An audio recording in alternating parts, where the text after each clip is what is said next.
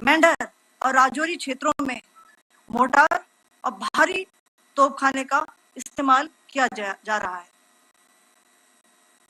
Pakistan has increased the intensity of its unprovoked firing across the line of control using mortar and heavy caliber artilleries in areas in Kupwara, Baramulla, Uri, Poonch, Mendhar and Rajouri sectors in Jammu and Kashmir. 16 innocent lives have been lost, including 3 women and 5 children, due to the Pakistani firing. Here too, India was compelled to respond to bring mortar and artillery fire from Pakistan to a halt. Indian Armed Forces reiterate their commitment to non-escalation, provided it is respected by the Pakistan military. Jai Hind.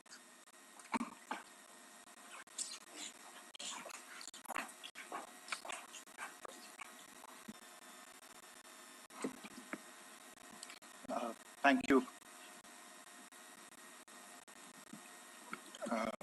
Friends, this is, as I said, further to the briefing that was provided yesterday and some of the updates that have been just provided by Colonel Qureshi and Wing Commander Singh. I thought that we would just put some of the aspects related to the events that started on 22nd April with the barbaric terror attack in Pahalgam into further context, because there is a certain amount of commentary that has happened with regard to the events since then. And more than the commentary, there has been a lot of disinformation that has been directed at us from across the border. So a few things that I would like you to keep in mind. First of all, there is mention on all sides of escalation. I think the first point that you have to keep in mind is the attack of 22nd April in Pahalgam is the original escalation. ये जो सिलसिला है जो हम देख रहे हैं आज की घटनाओं को लेके, ये 22 अप्रैल के पहलगाम के हमले से शुरू हुआ है। एस्केलेशन वहां पे हुआ है और उस एस्केलेशन का जवाब भारतीय सेना ने, भारतीय फौज ने कल अपने एक्शन से दिया है। Secondly, I want to invite your attention to the involvement of the group calling itself the Resistance Front in these attacks. I pointed this out yesterday that this is a group that is a known front for the well-known Pakistan-based terrorist organization, Lashkar-e-Taiba. The group has been reported earlier. I mentioned to you about the Indian authorities providing information to the UN 1267 Sanctions Monitoring Committee. And in fact, we are going to be meeting with the team again very soon, and we will be providing an update to the information that we have provided earlier. But what is interesting, दिलचस्प बात यह है कि संयुक्त राष्ट्र की सुरक्षा समिति में जब पहलगाम के हमले को लेके एक प्रेस वक्तव्य जारी करने की बात चल रही थी, तो आप सोचिए किस देश ने टीआरएफ का, द रेजिस्टेंस फ्रंट का उसमें मेंशन किया जाना, उसको अपोज किया, पाकिस्तान ने. This was after the fact that the TRF claimed responsibility for this attack not once but twice, within a few hours after the incident on the 22nd of April, and then again on the morning of 23rd April. And it is perhaps only after the full gravity of the incident was realized by its masters and handlers across the border that it was managed to back off from this claim. Obviously, that retraction doesn't convince anybody. तीसरी चीज जो मैं आपसे कहना चाह रहा था, और कर्नल कुरैशी और विंग कमांडर सिंह ने कल भी बड़े स्पष्ट शब्दों में और आज भी आपसे ये बात साझा की है। जो भारतीय रिस्पॉन्स है वो नॉन एस्केलेटरी है, प्रिसाइज है, सटीक है, मेजर्ड है और कंसिडर्ड है। Our intention has not been to escalate matters. We are only responding to the original escalation, as I said, and our response has been targeted, precise, controlled and measured. Only military, no military targets have been selected. Only terrorist infrastructure in Pakistan has been hit. Now, there are, as I said, a number of issues that have been raised in commentaries, and there's a lot of, as I said, unfounded disinformation and fabrication that has come from across the border. And I would just like to use this opportunity to set the record straight on some of these issues. The first of these is Pakistan trying to wash its hands off any and all involvement with terrorism. I think the Pakistani information minister said there are no terrorists in Pakistan. And I think he was challenged on that in the television program that he was appearing on. But even if I partially repeat myself from yesterday, I think Pakistan's reputation as the epicenter of global terrorism is rooted in a number of instances where concrete evidence is available, not just to India, but to governments and authorities and agencies around the world. There are several terrorist attacks around the world where Pakistani fingerprints have been found. I don't need to belabor the point with regard to this audience about where Osama bin Laden was found and who called him a martyr. Pakistan has also for decades pursued cross-border terrorism into India with impunity, and as I said yesterday also, in order to deliberately mislead the international community, they claimed that the terrorist Sajid Mir was dead.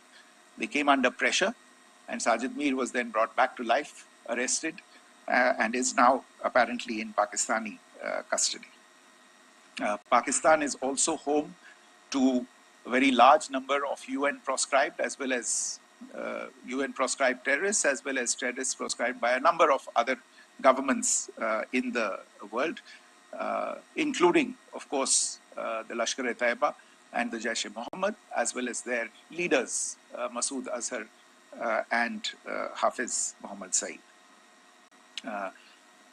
आपने देखा होगा हाल ही में पिछले ही कुछ दिनों में पाकिस्तान के रक्षा मंत्री और उनके पूर्व विदेश मंत्री दोनों ने इस बात को माना है कि पाकिस्तान का ऐसे ग्रुप्स के साथ जो रिश्ता है वो क्या रहा है.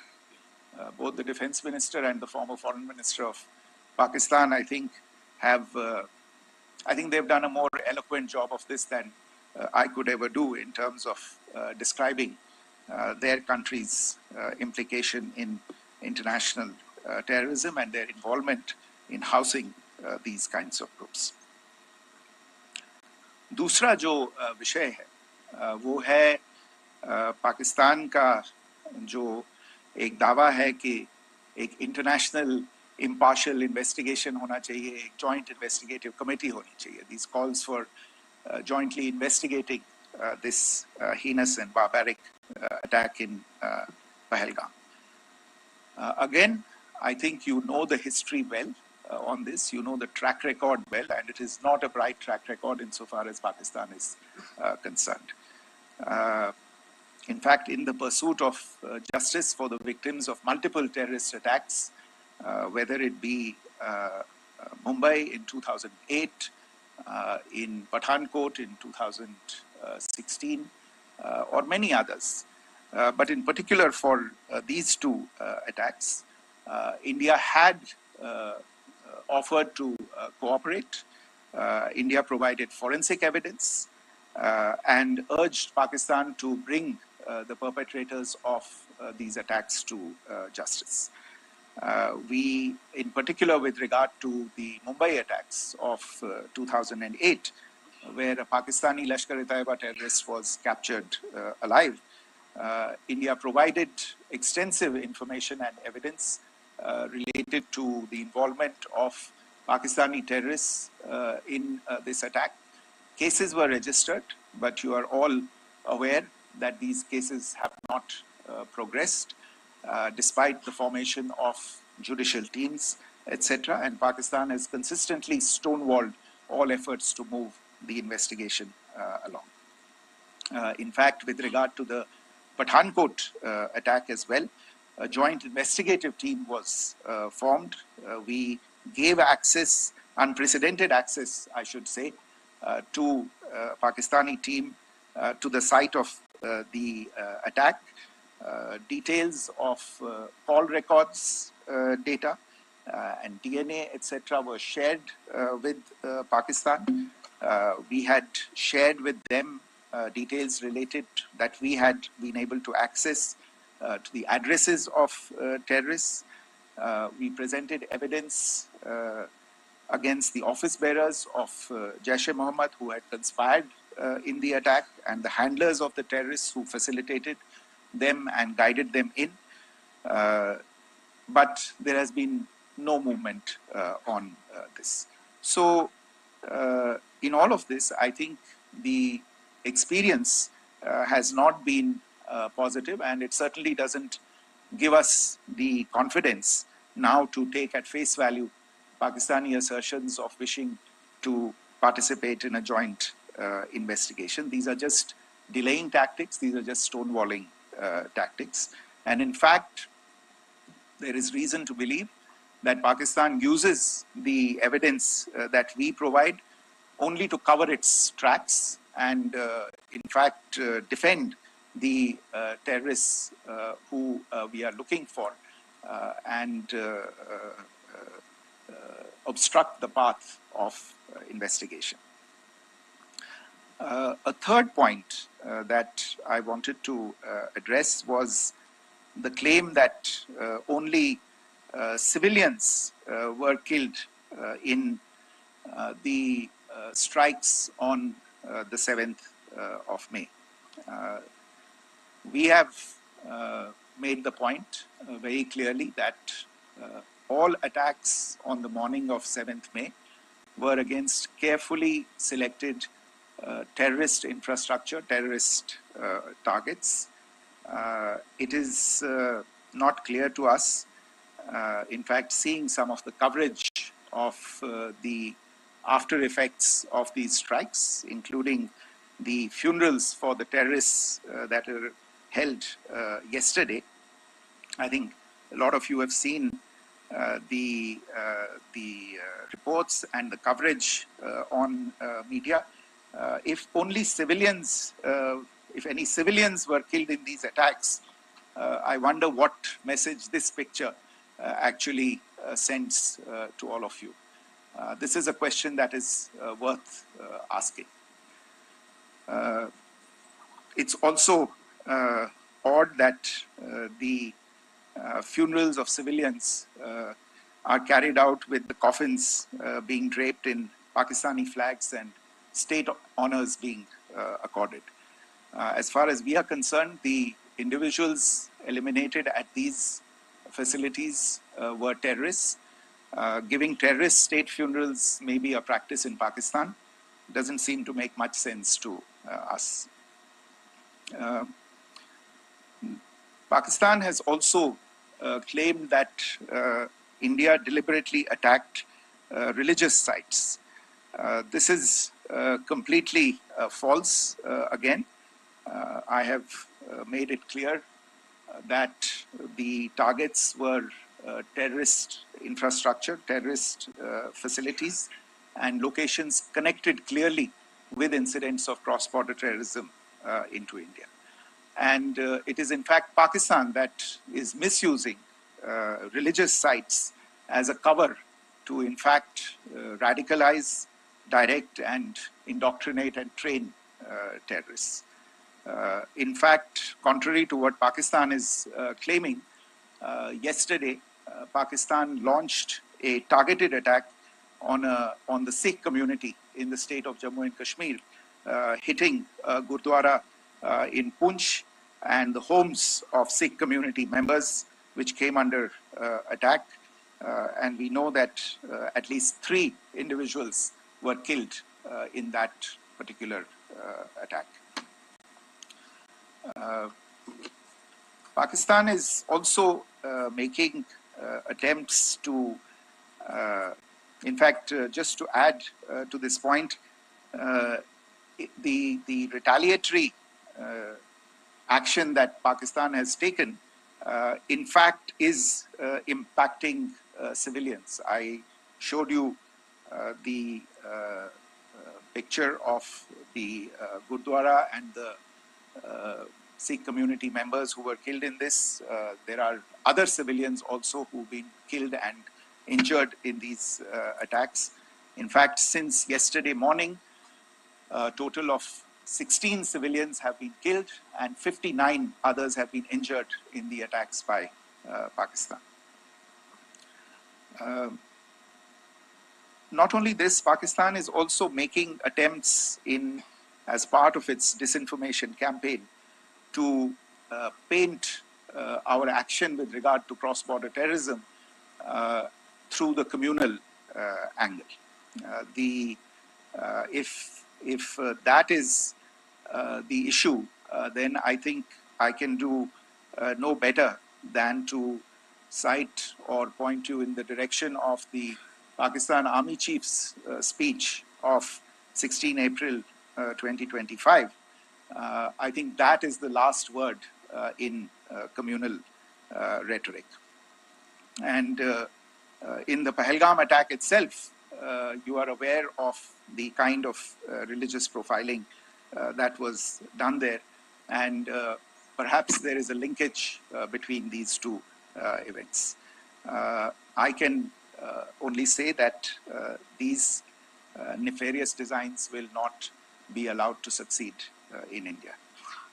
And it is to be noted that people from all faiths, all religions, all regions in India have unequivocally, not just in India but around the world, have condemned these attacks.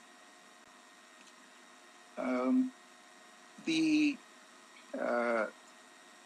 Pakistani claims of now responding to India's strikes of the 7th of May. As I said right at the outset, it is India which is responding.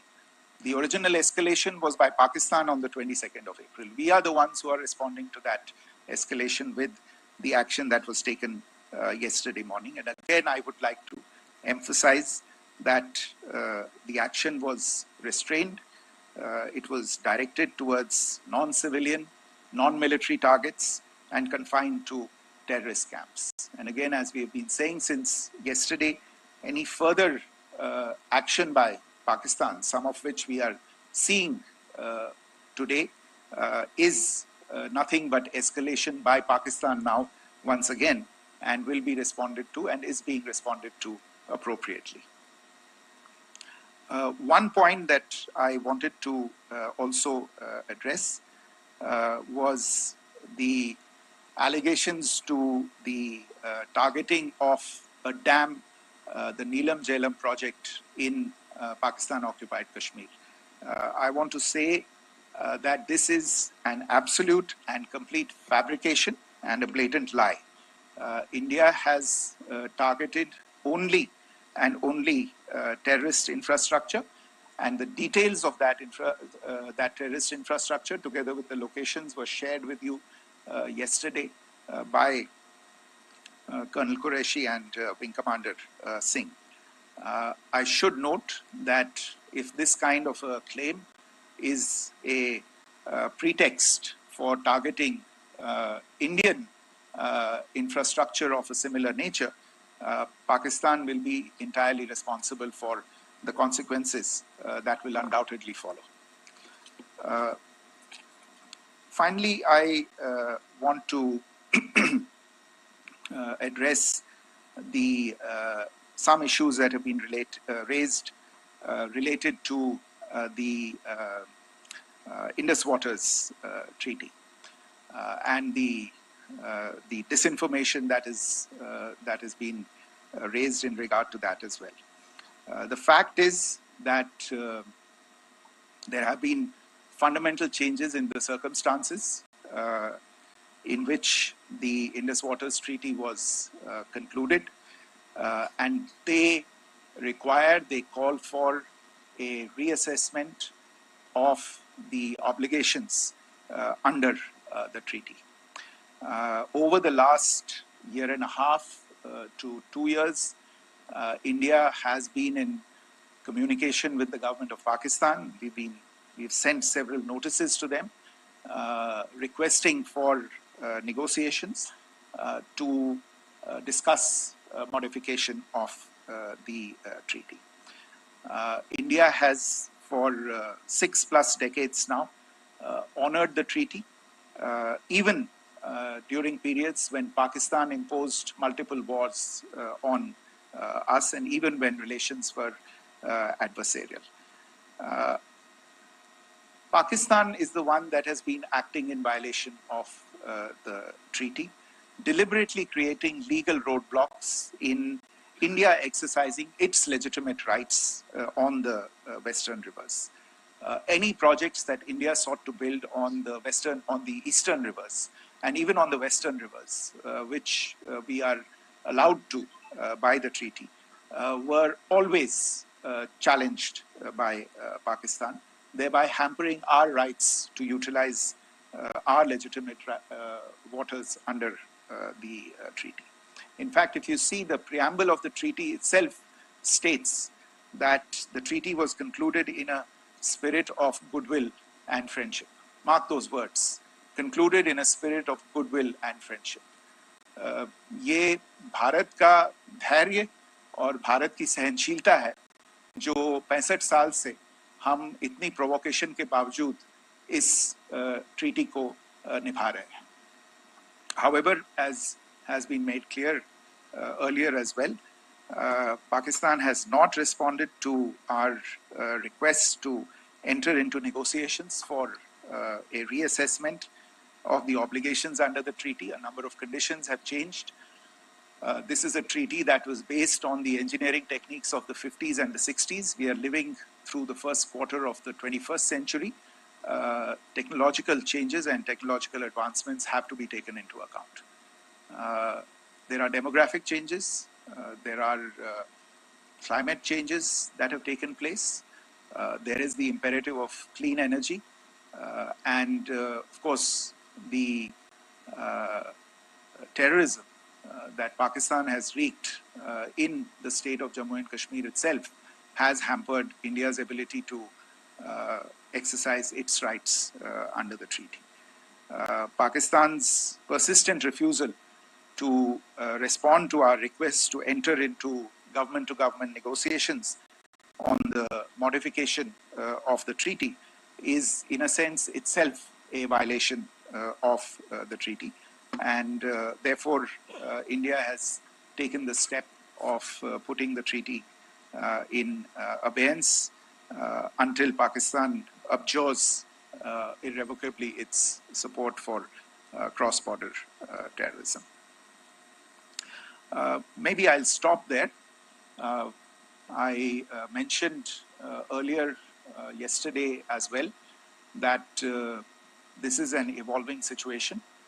I would therefore ask all of you to be considerate and restrained it will not be possible for us or my colleagues from the armed forces to share operational details at this point in time.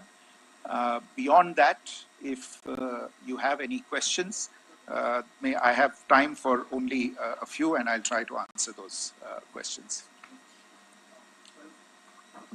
Okay, I give the floor to Rishabh.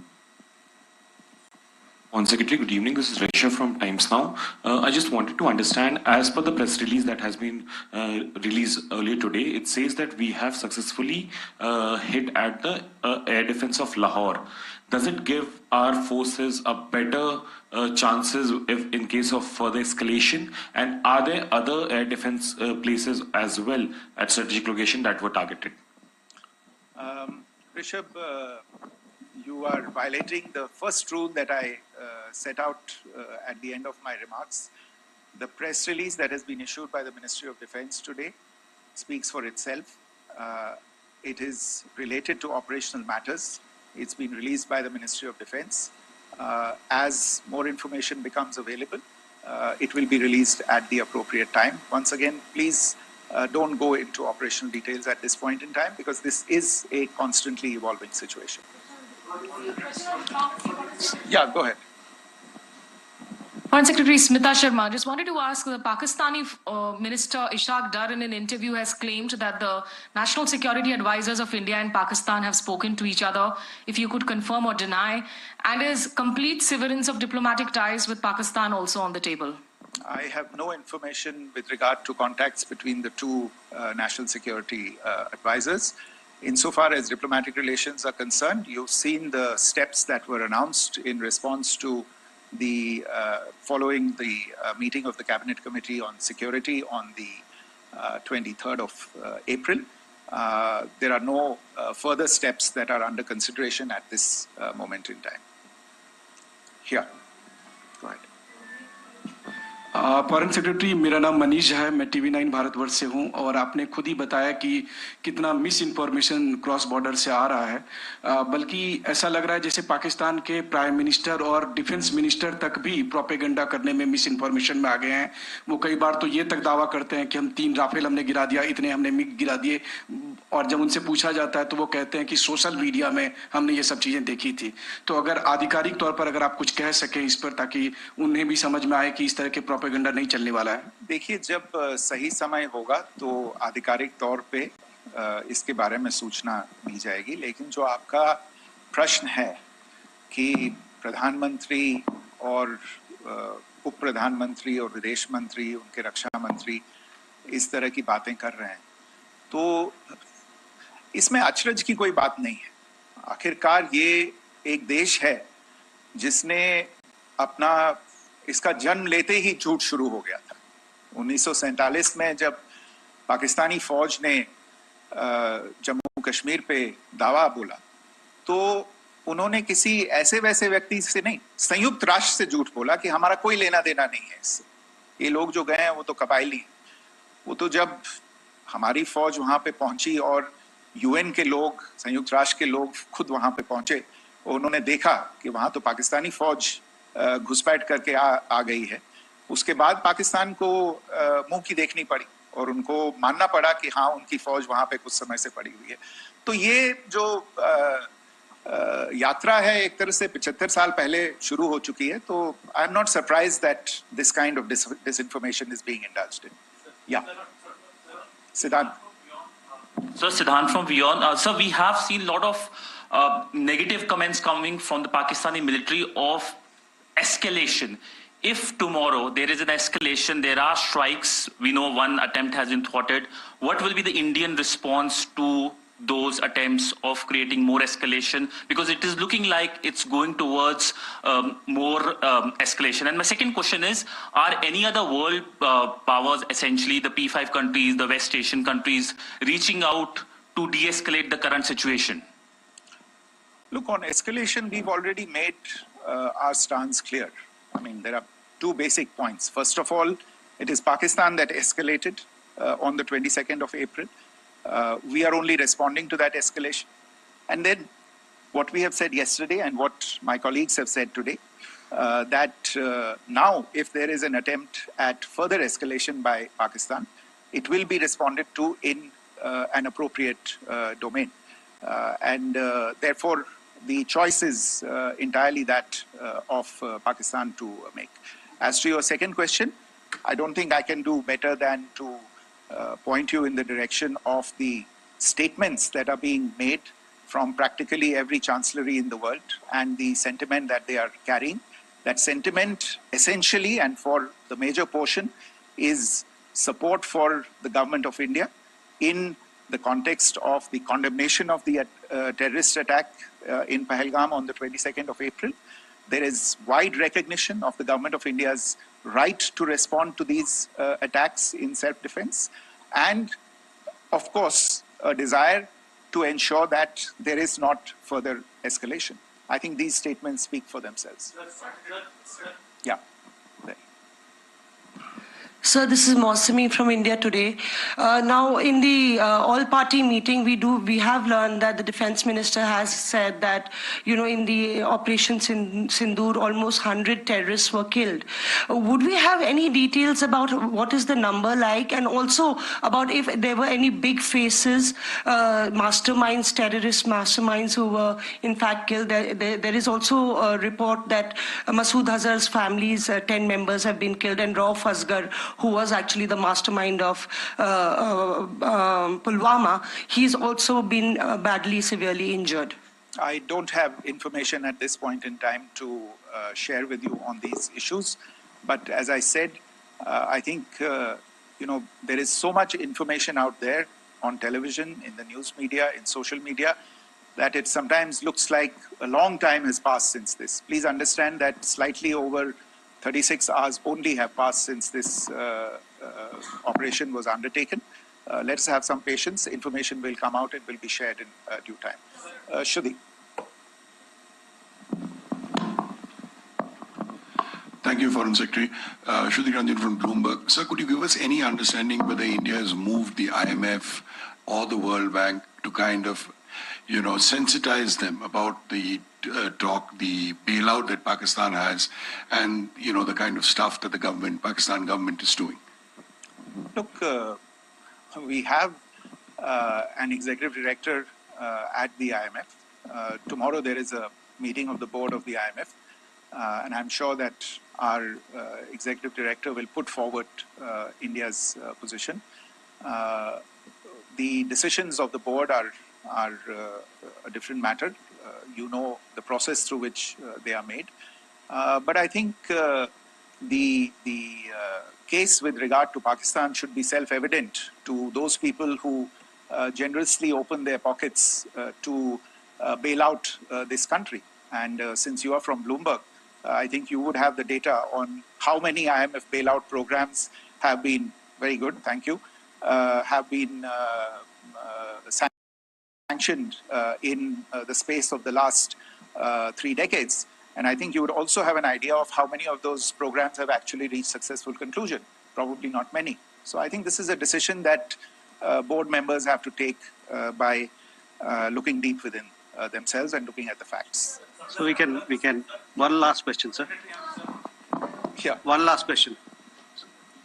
Foreign Secretary, I'm Siddhant from CNN News 18. I would like to know, since it's an opportunity to speak to you, I would like to know the response coming from United States since last 3 weeks. Saudi Arabia, Qatar. In fact, Prime Minister Modi spoke to Qatar before the strikes that evening. Perhaps how do you read the support coming from these countries? Perhaps traditionally they were seen on the other side. This time around, their statements are strong worded. In fact, India-Saudi joint statement also had a very strong condemnation, strong worded condemnation. United States at all levels have condemned the attack and have extended support. In fact, Saudi Deputy Foreign Minister is in India. He just met EMS Jaish-e-Mohammed. Also, if you could shed some light on his visit, his meeting with EMS Jaish-e-Mohammed. In fact, we have also been told that he met Prime Minister Modi. Thank you. Look, all the countries that you named and many others, we have been in touch with them. The Prime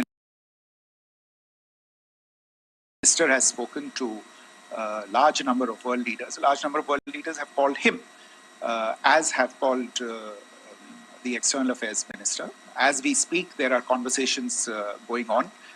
today as well with world leaders. And your assessment or conclusion of the general tenor of these messages is very much on point.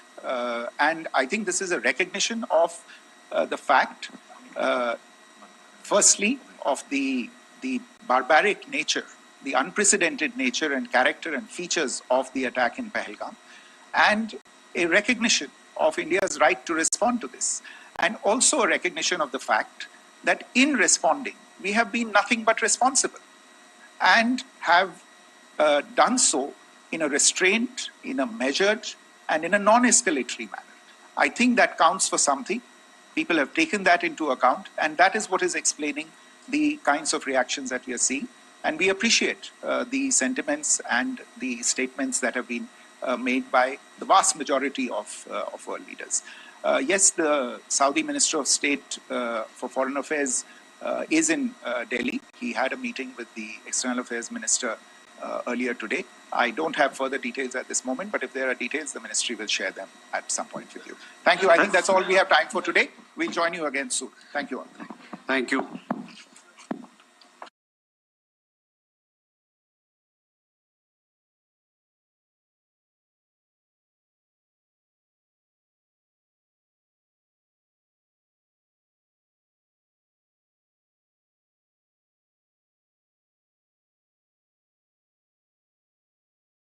New McCain Air Fryer French Fries, designed specially for air fryers.